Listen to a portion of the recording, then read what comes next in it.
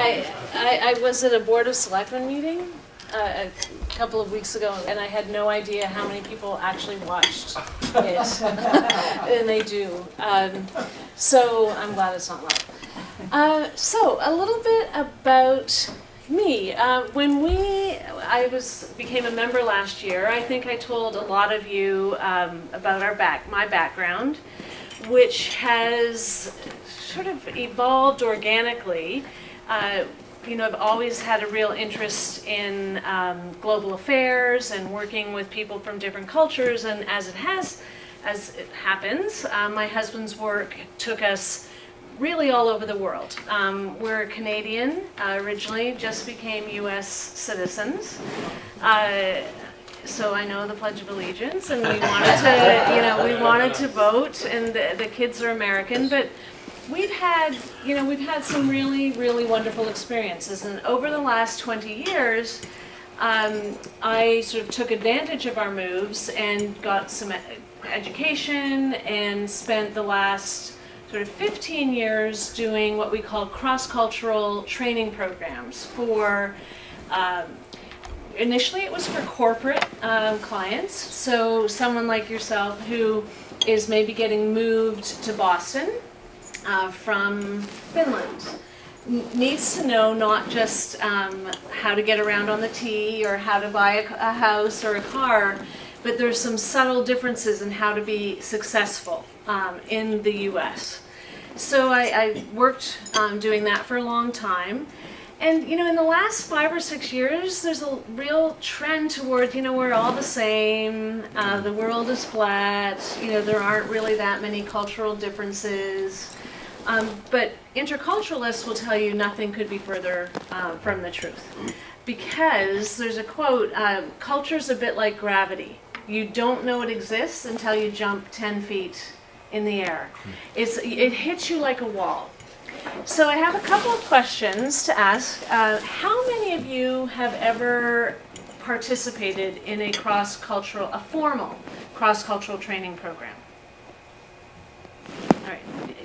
Now, do you mind to tell just a quick synopsis of what was involved? Yeah, sure. I work for Fidelity Investments, and we did a lot of traveling overseas and had a lot of people coming in from overseas, and especially with the Japanese culture and the Indian cultures, it was really important for us to understand what was important to the people of those countries, and how we should behave in interacting with those folks. So we would Fidelity would run programs to familiarize us with anything from eating habits to holidays to even a little bit of some of the religious parts of the culture, to make us aware of where the sensitivities are and how not to step in it. And it wasn't a long program. It would typically be 2 afternoons, and then we would actually have people from the country come in and talk to us. So very effective and well worth the time if people have the opportunity. Yeah, I think that people don't really know that much about cross-cultural training, and when they're presented with it, find it to be much more interesting than they ever anticipate. Ed, I'll ask you quickly about yours. So I was a Foreign Service officer with the U.S. Department of State, and so this was very in-depth stuff. So I was actually served in China, and so I had a 6 months language and also cultural program to understand how to be effective locally. So we're talking like probably 8 to 10 hours or 6 months. Fred? I'd like to say, to speak from the reverse side, I worked for a Fortune 200 company and ended up with the global responsibility for a particular division and traveled all over Asia Pacific and Europe, not Middle East, and they never thought to give me any cultural training, and I caught on after the first couple of excursions to at least get a book on it. So I'm only mentioning this to endorse the importance. And we come across as being, if they can't do it the American way, then there's something wrong with them. We're the kings here. But that isn't how it works. And successful Absolutely. business and relationship-wise, you need this kind of thing. Exactly. So what you learned over the course of years, I've learned over 25 years living in the U.S. We're doing it in 20 minutes right now, okay? So we are not going to go deep, and we're just going to touch on a few things. Other question, is anybody have a partner or a spouse from a different culture of your own. So, do you ever feel that your cultures meet or come up against each other every once in a while? Every day. Right. All right, hold that thought. So for the sake of the cameras, I'm going to invite you up, Romeo, and I'm going to give you a little test so that, I mean, a lot of you know what it would feel like to go into another culture, but some of you may not. And I forgot to mention, one of the things that I have been doing is helping people through the ESL program here in Wellesley who don't have financial resources for cross-cultural training, and their integration into the community here is challenging. Quite simply, the first thing is the language. So I'm going to just give you a little test here. So what I'd like you to do, I'd like you to tell me in maybe 5 or 6 sentences about your day today, but when you're doing that, every time you say a verb, I need you to use a synonym also. So I drove, I rode to the grocery store. So you have to do two things. Okay. Two sentences. I drove and rode to my office. I returned from my office. Oh, so I thought I was returning from my office twice and returned back to my office unexpectedly twice. I spoke with my children. Okay, so spoke, you need to use, because spoke is the verb, right? Yeah, spoke is the verb. So you need to go spoke, talked. Oh, okay. Yeah. So, yeah, we'll go do 1 or 2 more sentences. Okay. I spoke with my son and I talked with my daughter. Okay. So you get it. It's hard, okay? It's confusing. And when you did a great job, thank you. But just imagine all the people, and Wellesley is changing. There's, I think, 250 people in the ESL program at our library and a long waiting list. It's really challenging. So we're gonna talk a little bit about cultural awareness, a little bit about American culture. How we are, how other people perceive us, and obviously discussing culture is a very sensitive thing to do. There's no right or wrong, no good versus bad. We just say in our house, it's nobody's right or wrong. It's just a variation of different. So I always like to start with this slide because, first of all, Americans always start like humor as a way to break down barriers. For a fair selection, everybody has to take the same exam. Please climb that tree. So depending on your environment, some people have an advantage and some people don't. You want to really bridge a gap. So it's like 2 pieces of a puzzle. And I think it's important just to illustrate that fact, but also Americans are very informal, and we want everybody to kind of chuckle and feel friendly towards us when we're doing a presentation. Very unusual. I see you nodding your head. If you were in Germany, this would just not go over at all. In fact, I'm sure if any of you know that when Walmart set up in Germany, it was completely unsuccessful because they were slapping happy faces on everybody the minute they walked in the door, which is just not, how things work there. There's formality. Yeah, pardon? Yeah. Formality. Yeah, the formality. Yeah, I've got to make sure that I don't get too far off track because we've not got so much time. But so some five myths of culture. People are the same wherever you go. No problem. We all speak a little bit of English, or no problem. I speak a little bit of French. What Fred was saying. What you see is what you get. Or people from other cultures or foreigners. It's very easy to minimize. when we're traveling, but also when people are here in our community. So this is sort of a scale of development of intercultural sensitivity. And this, intercultural relations as a discipline is relatively new, sort of the last 30 or 40 years. And Milton Bennett is one of the first, the main American interculturalists. And he really developed this scale of, where you go from ethnocentric to ethno-relative. So denial is, we're Americans, ours is the only culture, ours is the right culture, and everything else, sort of compares to it. Then you kind of move to defense, where ours is the best culture. There may be other ones out there, but ours is the best. Minimization is, maybe there's some interesting things that I could take and learn from a culture that I'm in. And then you slowly move toward acceptance and adaptation, where you might actually start integrating. So I've been in the US for 25 years, and I would be here, right? When I go home to Canada, everybody laughs at the same time that I do. Or they laugh at the same jokes. It's so subtle. And I don't know that I'm not there until I go back.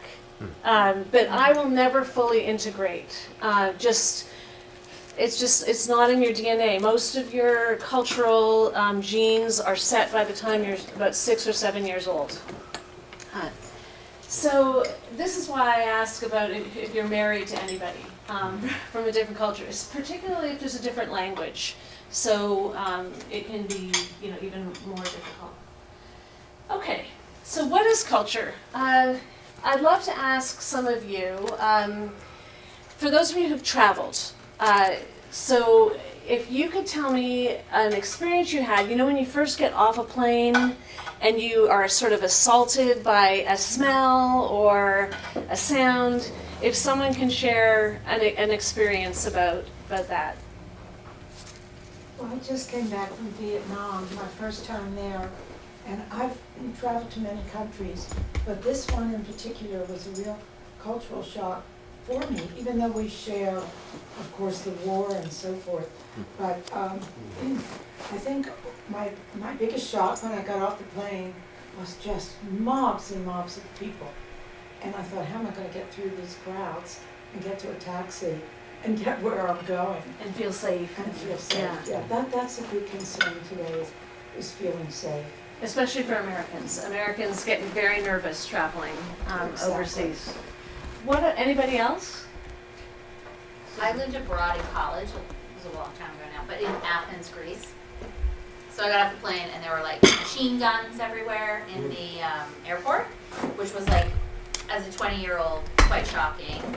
Plus I was blonde and blue-eyed walking through the streets, so I definitely was different, and so that was sort of reality. Well, it was fine. I mean, I always felt safe for the most part. And then there was also, they took a siesta the Mediterranean culture. And I have to say, I fully integrated into that. I loved it. We would have lunch, and then we'd come home and we took these wooden shutters down, and I would be out for an hour. It was great. And, and so, I make jest of it, but it was a very different culture. Everybody smoked. That was very normal to do, which in the U.S. is, that's it. So there were a lot of And absolutely, it's very common, and so that's what we call, an iceberg is a very common metaphor for culture. So, that first moment that you arrive somewhere where you are assaulted by senses, you feel like you've hit a wall. So you see food, different dress, different architectural styles. That's just the top of it. It's below the surface is where the deep cultural roots come from. So I want to ask you, what do you think the number one or two thing that people's observation or above the surface observations are when they come to the U.S.? What do you think they say? Pardon? Good question. Yeah. Well, I know when I was younger, my daughter was a figure skater, and they one time had a group of figure skaters come from a club in Moscow. So when they would go to one of our stores, one of our supermarkets, they were totally boggled by the enormous selection of things. You hit it. The What they- number one thing What is they the didn't supermarket. know was all of them were exactly the same. All those different items on the counter were practically identical. What they didn't know, and when they looked at them, they thought, well, they're all very different. Well, we know they're not. Right. So the cereal aisle in the grocery store is the number one comment we get. So just the sheer magnitude of choice. So like the free market economy. Any idea what number 2 might be? Very good, by the way. Just the size of everything. You know, the sheer size of like going to Cheesecake Factory. Portions are big, cars are big, yards are big. Refrigerators are big. Appliances are Everything big, is yeah. big. So that is their observation, but there's actually a reason why they are big, right? Because America is big in comparison to a lot of other countries or where our ancestors came from. So we could go into a lot more detail about it, but cultures are really the shared way that groups interpret meanings and solve problems. So we as Americans tend to solve problems a certain way, or we view things a certain way. And even those of us in the Northeast, or those of us in Wellesley, have our own culture too. We'll keep moving along here. So how do we learn it? You know, and as I mentioned before, you know, it's probably by about the age of 6 or 7, your national culture is ingrained. So, you know, proverbs and storytelling. I love this one. Let the camel get his nose in the tent, and the body will soon follow. So that's similar to, you know, just get your foot in the door. And this is so American. If at first you don't succeed, try again. So that effort optimism. He who knows does not speak. He who speaks does not know. And that's Chinese. So any of you, and we'll have time for a discussion. I mean, they're two completely opposite ways of assessing and valuing knowledge. Not to be on speaking terms is better than quarreling, is Indian. So if you're ever doing business with someone from India, you have to know that when they say yes, that probably doesn't mean yes. You know, and that's a whole day's worth of conversation on the meaning of yes and the meaning of no, and shaking heads and nodding. He who listens understands, completely contrary to the American belief that you have to speak as much as possible. And well, that's how we value people in a meeting, right? Is the more you contribute. It's good to know the truth, but it's better to speak. Oh, that's supposed to say palm trees. Palm trees. So let's just avoid, you know, we'll circle around the real truth, and we might get to the real truth not in a meeting, but maybe over coffee somewhere. So lots of, I mean, these are just a few, as you know. So where do we get our culture? Very simplistically, you know, we have Western and Eastern-based thinking. So we are coming from a Western-based philosophy where, you know, the individual is important. The whole is made up of individual parts. So think of the Greek islands, very logical. Versus Confucius, which is family-based, harmony, personal relationships. And you think, how does that impact me? Some of you may remember these books. So, one page of a school book. And this is an Asian primer. Big brother takes care of little sister. Big brother loves little sister loves big brother. And you contrast that to an American primer, which I remember this, you know, Sally said, I see it. I see the big yellow car. I want to go away in it. I want to go away. So you have the word I in every line. You have a 2-year-old trying to control her destiny and saying, this is what I want. And the whole idea of adventure are very much ingrained into the American psyche. So just a little snapshot of where we learn. I won't. Most of the intercultural work comes from 2 Dutch IBM HR managers. And they, in the late 70s, they said, you know what, we have access to a national or corporate culture that's pretty consistent, but our national, let's sort of see, we have computers, if the national cultures vary, you know, because the corporate culture was blue tie, red shirt, or red tie, blue coat, red tie, white shirt, and there wasn't much variation.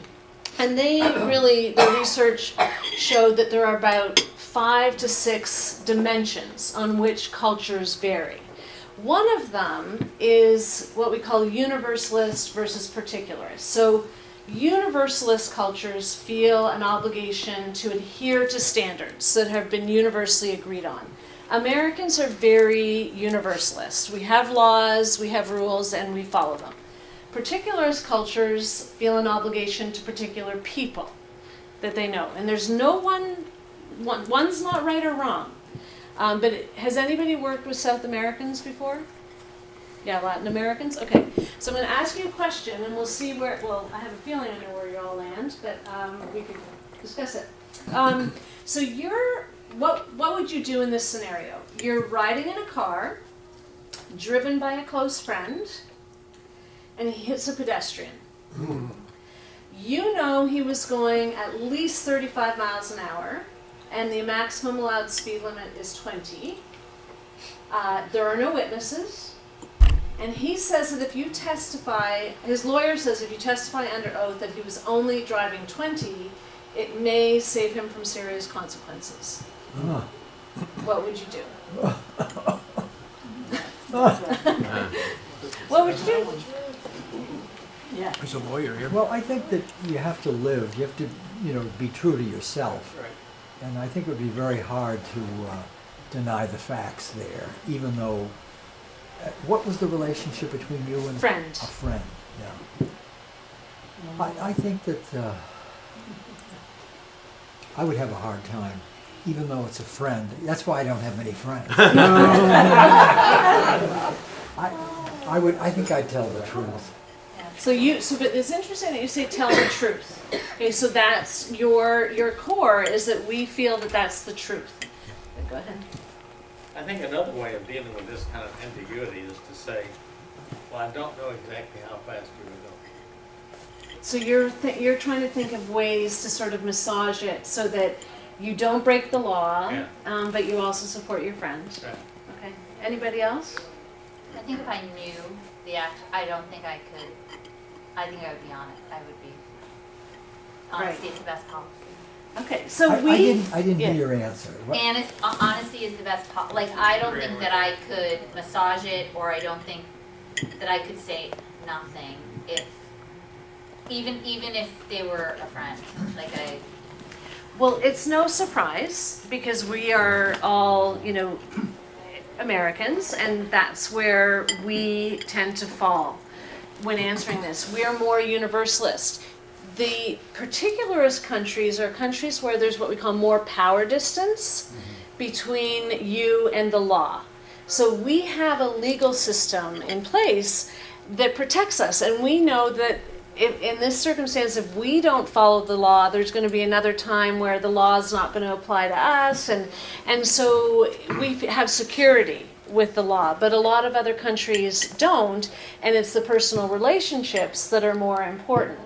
So this is where countries sort of fall out. So you've got Canada, the US, Germany, UK, France. They're more universalist. Then South Korea, Venezuela, Russia, China, Mexico are more particularist and more, I kind of need to know the situation and I'm going to help my friend. And it really, do you remember the mother of the marathon bombers? How she truly believed that the kids had been framed? And she would have, because that's the culture that she was coming from. Whereas we know that they would never have been you can't put someone in jail without some evidence. You look like you got a question. Yeah, are you No, just thinking? no. Okay. No, Do you think you're nodding your head? No, I'm just, this is the percentage of, so the Americans are 0 to 10% universalist or Yes. 90% universalist? 90% universalist. So, 10% would maybe vary depending on their friend. Okay, I see now how to read it, okay. The colors, yeah. Yeah. So, there's not one right answer. We think we know the right answer, and if we're coming from a position of denial or sort of minimization, we might say, well, ours is really the right way. But how do we see each other? We might say he can't be trusted because he'll always help his friends, and they might say to us, well, he can't be trusted because he wouldn't even help his friend. Right? Yeah. So when you're working with people from different cultures, these things come into play. It's very, very subtle, but it's not personality, it's not morals. In many cases, it is just a cultural difference. And if we had someone from Latin America, you would hear a different answer. Another question I always get different answers for is if you ask someone what time do they show up for a party, if they if it's at 8 o'clock at night, at what time do you show up? Most of that really tells a lot about a person's culture. The Latin Americans is sort of 10:30. When we'd be all at home in bed by 10:30. So time is a very good way of telling you about where you fall on the culture scale. So. Moving along here, American culture. We could spend a lot of time talking about this, but there are time periods in our history that have defined us. Just imagine the people who came across from Holland and Britain, seeking religious freedom, willing to take risks, get on a boat with no idea where they were going, leaving these very contained communities with walls, with very strict rules. So this modern nation was founded on a history of rebellion and pioneer development and self-reliance. And you pick up the Wall Street Journal, that's still what it's about today. In our education system, that's what we value. The individual is the center of their universe. The individual is more important than the group, which like in Japan or China or it's much more the group oriented. Our individual rights are sacred and constitutionally guaranteed. We're responsible and accountable for all of our actions because that's how we survived. And our identity comes from our individual achievements more so than the achievements of a larger group. So, let me just see here. So what are the ideals of American leadership? None of this will be a surprise to you, but it's very interesting when I'm working with people who are coming here. They eat this up because they say, I don't really understand the American individualism. I had one woman who was from Sweden, and we spent a day working on her resume because she wasn't, didn't have much bravado, like she wasn't willing to brag, whereas, Americans don't really have any problem bragging because we're, promoting our individual accomplishments. So, I talk to them about strong decision making, independent thinking. We talk a lot about their kids in the school. It's not, and that's a whole other conversation. It's not about just rote, and the teacher is not a master in the American classroom that you look up to. We value kids who think outside the box. Accountability for your actions, so not blaming anybody else. Honesty, strength of personality and charisma. Informality is, huge here in comparison to other cultures. How we dress, how we greet people. Knowledge, competence, and credibility is highly valued. Being logical and responding quickly, and a sense of humor as a way to sort of, bind us as a group and make things feel a bit more informal. I put this up here if anybody's interested. Has anybody traveled to China? Okay, so, we do have a lot of Asians who are moving into Wellesley, so I left this up here because I think it's helpful when you're interacting. Punctuality is critical. So if they had a meeting or a party at 8 o'clock, it's 7:55. All right. Confucianism has a huge influence on society. So if you actually have an individual meeting, you shouldn't be surprised if maybe 5 people actually come to the meeting, because they're going to come as a group, and individual private attention doesn't hold as much weight here. It doesn't feel with them. It doesn't feel as special as it does to us. Seniority rules. Be prepared to be asked your age, because age is how you obtain status too. Very sensitive to status and titles. I know there's a lot of conversation about, colleges and who's a doctor.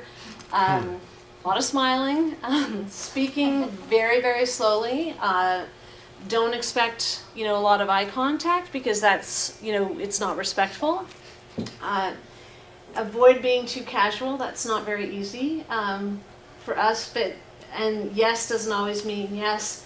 And watch colloquialisms. You'd be amazed at how many, especially in the Northeast, sports slangs we use that are really confusing. I got thrown a curveball. Something came out of left field. Let's touch base. So I actually did a course at the library where people would write essays on the colloquialisms that they'd heard during the week, and to try to learn and understand how they could incorporate them and into their life here in Wellesley. I think that's the end. Yeah, it is. So it's the 20-minute version. Yes? What about second generation? Does it lose something?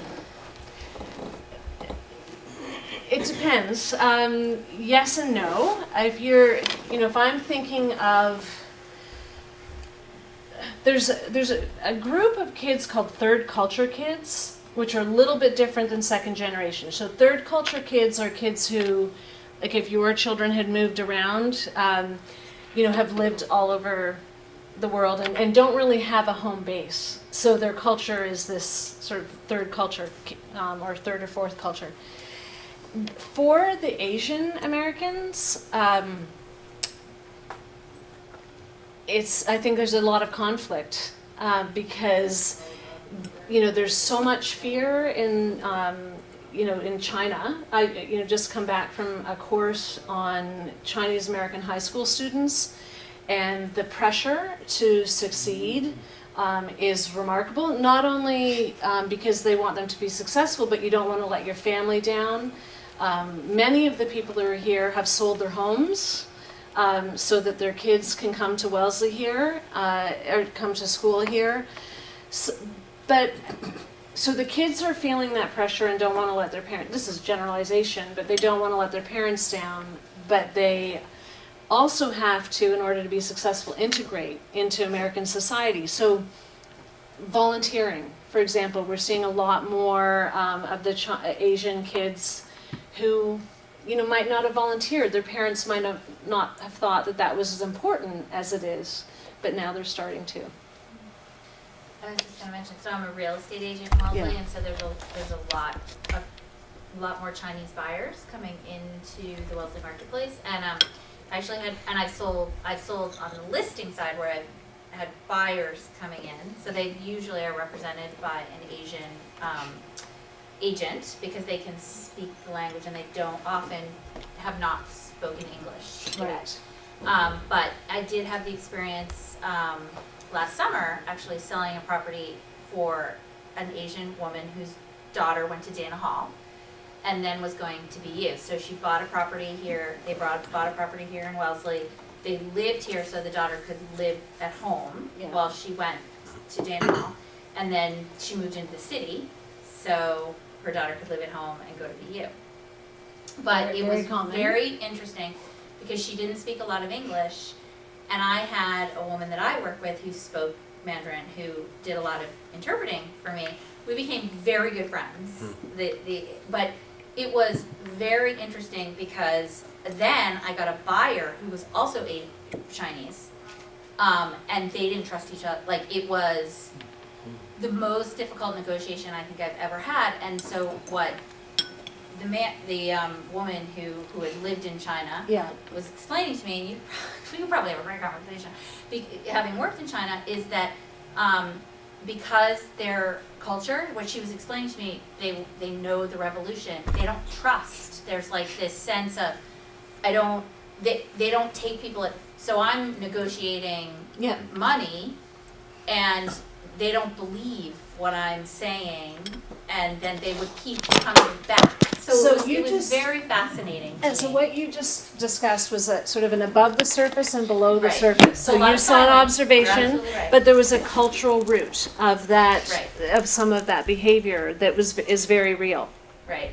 Yeah. Like, so I would say, well, she, and then we got into this negotiation, that's totally aside, but furniture, because the people buying the house, their daughter was going to Wellesley College, and they wanted to live here while their daughter went to college. Yeah. So it was very interesting with the whole Yeah. school, higher education. But in any case, my client would say to me, well, they're gonna come back and tell you this, so I want you to tell them this, and it was just, my point is that it was. And most of it is cultural as opposed to personal. Yeah. And it's really interesting, and we can learn a lot from it. Right, and then Yeah. to your point, just with the second generation, she would often bring her daughter into the conversation and say something to her daughter, and her daughter would be like, Mom, it's no big deal. I just told her it's no big deal. I just told her to chill. That's what she would say to me, and I'd be like, Yeah. but it was just a very interesting, very eye-opening and experience. So. Yeah. I wasn't here for the first part of the discussion, and so I don't exactly know what you do and what you obviously you seem extremely knowledgeable about culturalism, as it were. So how is this? What is this a part of your work? I mean, what exactly? So I did a lot of work with executives who are moving into the U.S. And we moved around a lot as a family. So I would just, whenever I would arrive somewhere, I'd say, I'll come and volunteer for you in this country, and I'll give you 20 hours a week because I want to learn, about the culture. And it all ended up being around, I like to say the theme of my life is, and my work is making outsiders feel like insiders, because we can do so much. It doesn't really take that much. And the purpose of these sorts of presentations or talks, and I do most of it now at the library for no money, which is fine, is to build bridges and to, we had a great meeting with Jamie Chisholm, the high school principal, and Steve Favuli, who was the guidance counselor, came to the library. I said, they've all read the manual, they've all read the book, but they don't really understand the subtleties. And Jamie and Steve came for a whole morning and just answered questions that weren't written in the book. Like, how do we, fully integrate these kids? What are they thinking? What are the parents thinking?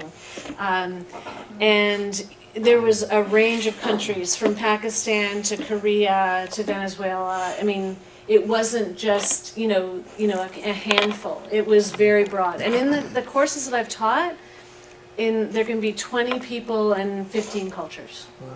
15 different nationalities. Can you give a rundown of the countries that you've lived in, if you please? Well, it's not that exciting. So Canada, and then after I graduated from college, I was a tour guide in Europe, so I would take people to on 50-day trips all around Europe.